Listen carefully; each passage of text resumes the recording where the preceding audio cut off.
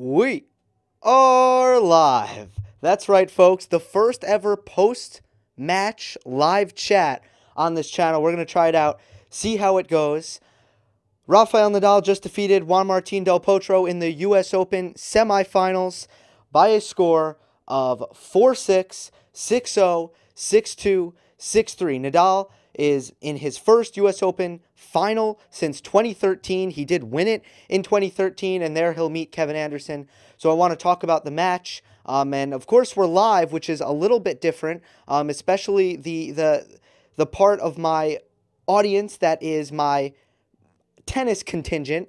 They're not really used to me being live, but the good thing about this is I can read your questions at the end of the video. After I'm done talking about what I saw in the match, I'll read what you guys have to say, your questions and your comments, and I love interacting with you guys in the comment section, but normally I have to type up my responses, and now I'll actually just get to respond. So think about what you want to ask me, or what you think. You know, if you have an opinion, I'll let you know if I agree with you, if I disagree with you, and we'll have some interaction. So let's start with the first set. The first set was very different than the next three. That's for sure. That's for certain.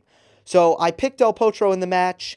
I knew it was the ballsier pick. I know that, you know, in Vegas, Nadal was the favorite, and rightly so. But I went with Del Potro because I thought that there were a lot of things tactically and mentally that Del Potro could have an edge over Nadal in this match. And in the first set, I saw so many of these things. I was actually very excited, you know, because I want to be right. So I was very excited. I saw a lot of the things that I thought I'd see. So first of all, I actually think that Nadal implemented the correct game plan. The game plan that I thought would give Nadal the best chance to win. And that is, be patient, pepper that Del Potro backhand, even if it means lengthening rallies, even if it means going against the urge to hit to the open court, and basically beat Del Potro through physically breaking him down, and arguably that worked, or kind of play to your advantage in shot tolerance. Nadal should have a higher shot tolerance than Del Potro, and just stay away from that big weapon. Stay away from that forehand. And Nadal is very fit to do that. He likes long rallies. He has very high shot tolerance.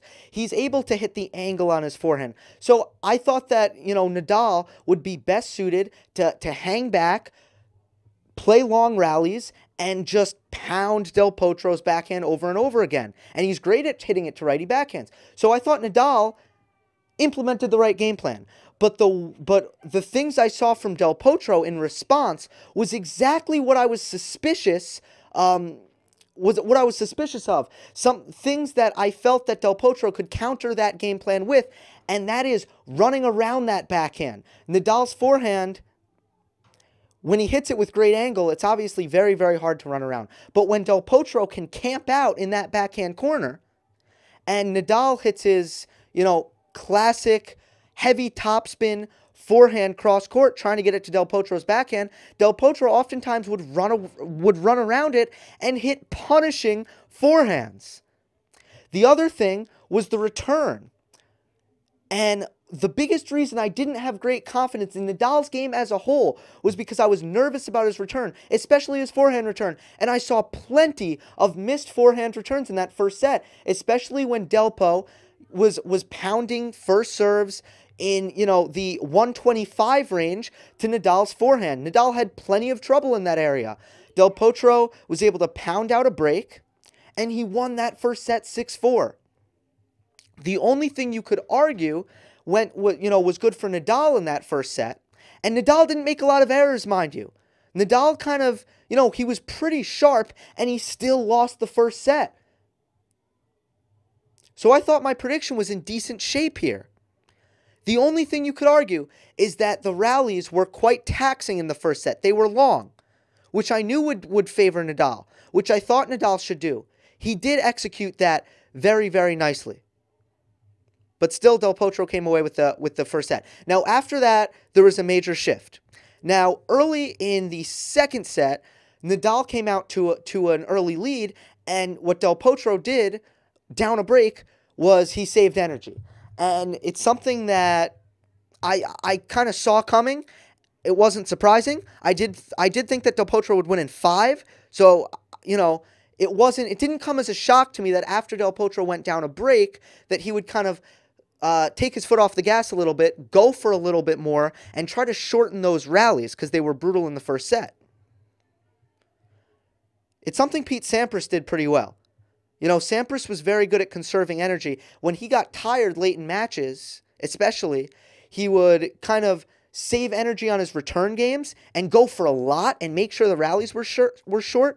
That way on his service games, he could have, all the energy necessary to make sure that he would hold serve.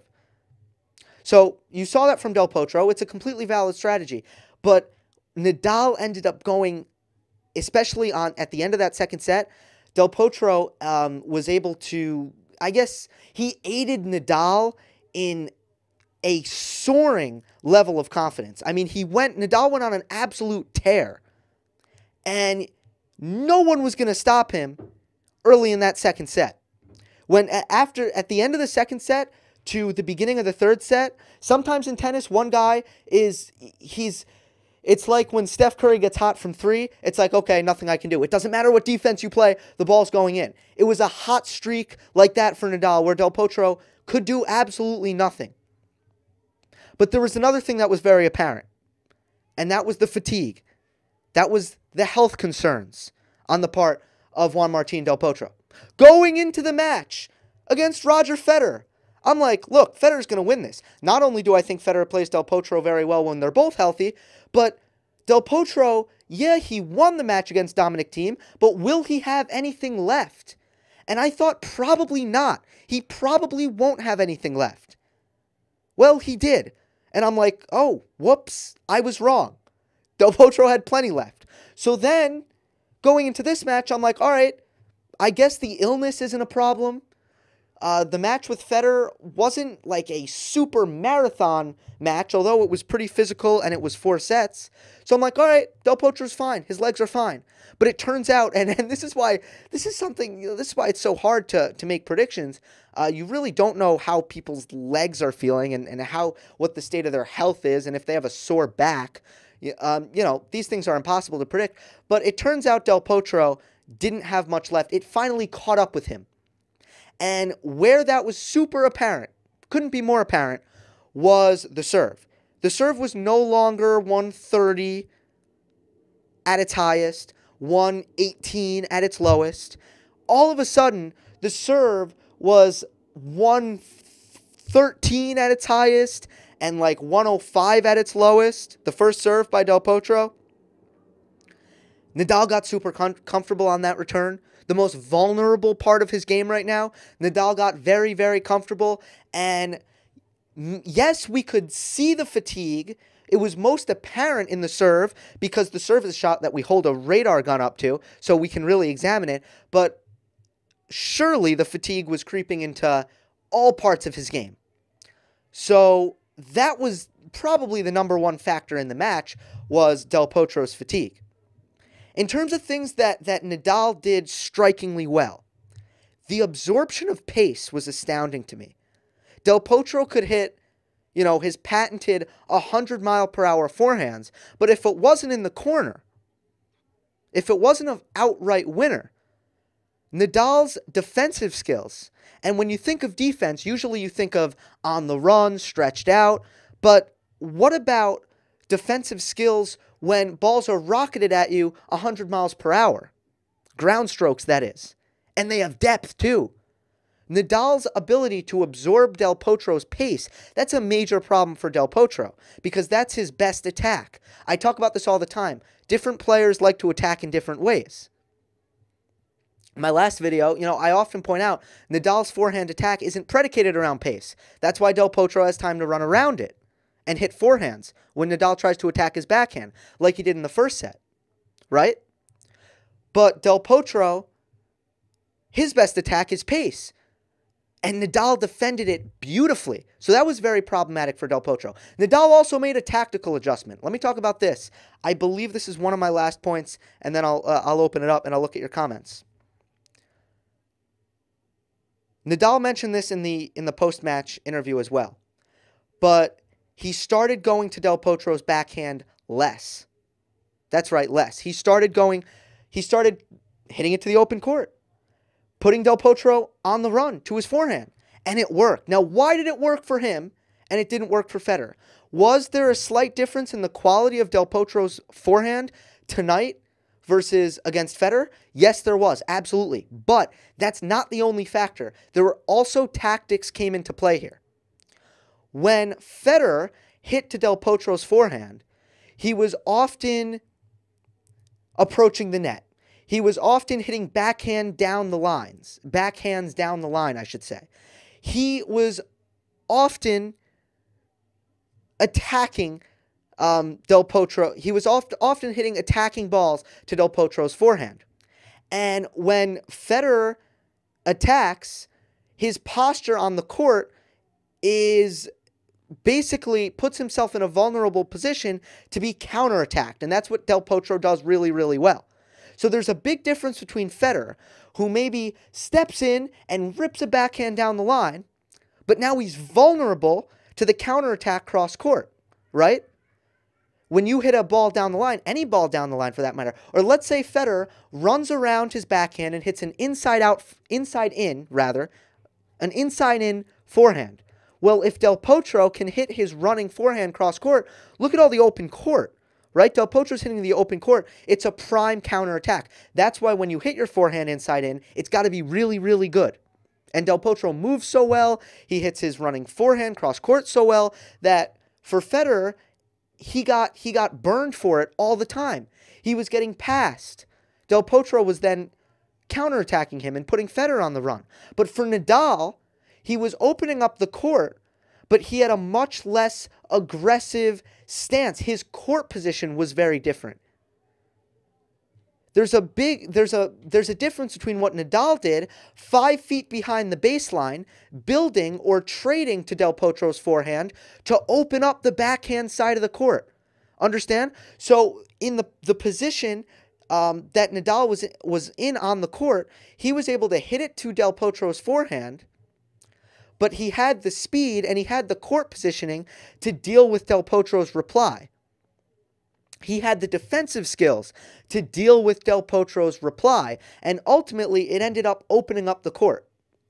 So for Federer, I thought he was going too much to Del Potro's forehand, a little bit too stubborn, and then on big points, Del Potro came up with some big backhands. But throughout the match, I thought he was hitting it too much to Del Potro's forehand. Nadal hit it to Del Potro's forehand, and it worked because Nadal was hitting it more passively to his forehand, and Nadal's court position was much less prone to be counterattacked.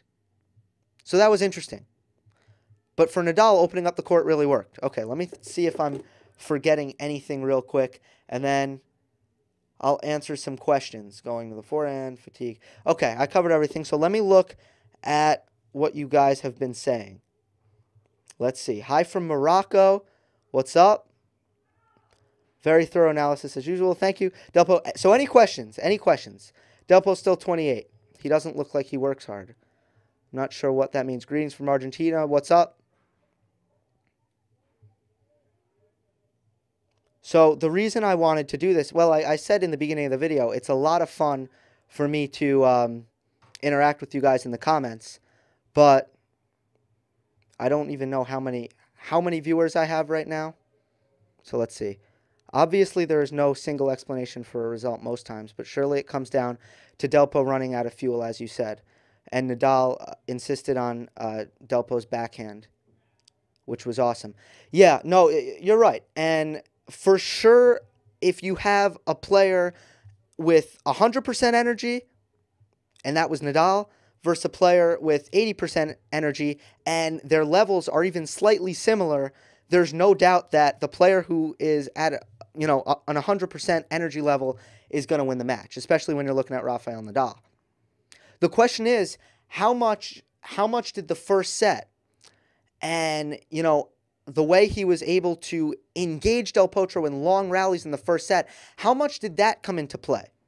So certainly the team match was taxing. He was ill early in the week, and certainly the Federer match was taxing. But how much credit does Nadal deserve for engaging Del Potro in really long rallies in the first set. I think that that was a part of it too. Del Potro has a good volley. Why didn't he come to the net?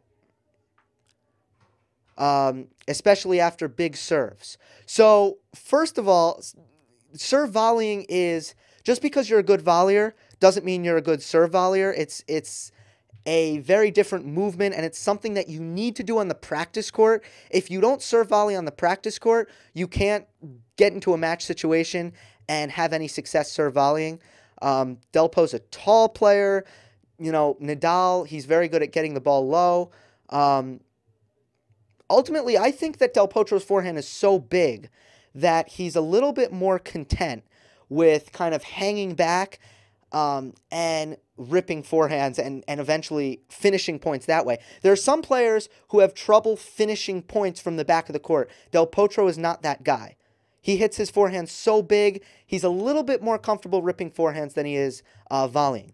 And the second part of your question is big serves. And unfortunately, the big serves, by the end of the match, were few and far between. It would have been, I guess, interesting to see him mix it up, though, and come to the net more. It would have been interesting because, you know, it does take less energy. So I think definitely if you were to see Del Potro experiment with coming to the net, I don't think that that would be a bad idea. That would have been a decent idea. Would it have worked? Probably not. Once again, this came down to energy. This came down to Nadal's incredible absorption of pace. This came down to, you know, Del Potro not serving as big as he needed to. Third set. Looked like it would be another 6-0. Del Potro came back a bit, involving the crowd and such. Maybe the second break was just too much. Yeah, you know, you have... Del Potro had patches of energy, and I think by the end of the second set, Nadal had come back down to earth. I really feel like Nadal was on Mars in the second set and the beginning of the third set. He was on Mars. There was nothing Del Potro could have done. Sometimes that happens. If you read Nadal's book, which is titled Rafa, he actually talks a lot about that. He says that a lot of the time when he was playing Federer, he had to just wait until Federer's level dropped, and, you know, he had to just stay steady, and just kind of, it was almost sometimes a waiting game. When will Federer's level drop? So sometimes a player is too good. And I think that by the end of the second set, Nadal was back to being human again. And then, you know, Del Potro kind of felt that on the other side of the court. The crowd got into it. He had a little surge of energy. And that's why I thought, you know, Del Potro got some life at that point. So this has been fun, guys. Maybe I'll do the same thing for the final. I'm not sure. I'll check out your guys' feedback. But I liked this. This was fun. Hope you enjoyed. Don't forget to subscribe. I'll see you next time.